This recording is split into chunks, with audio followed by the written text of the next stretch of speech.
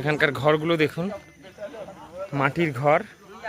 ঘরের চালগুলো হচ্ছে প্লাস্টিকের, যাতে চাল উড়ে না যায়, তার জন্য ইট দিয়ে চাপা দিয়ে দিয়ে রেখেছে। কেমন লাগলো বলো?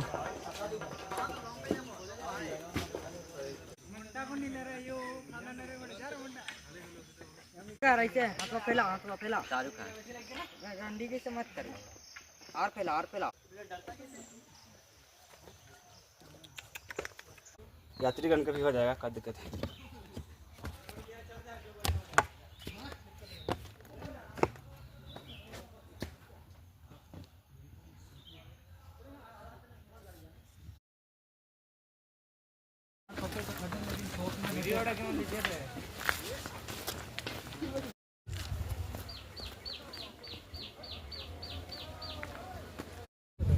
এবার আমরা রেলিং দেখতে পেয়েছি, তার মানে মন্দির কাছাকাছি।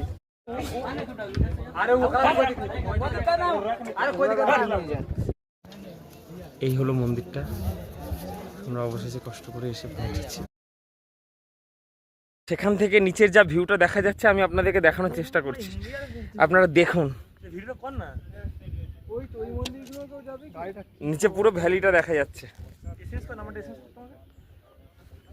কতটা নিচে দেখুন। ওটা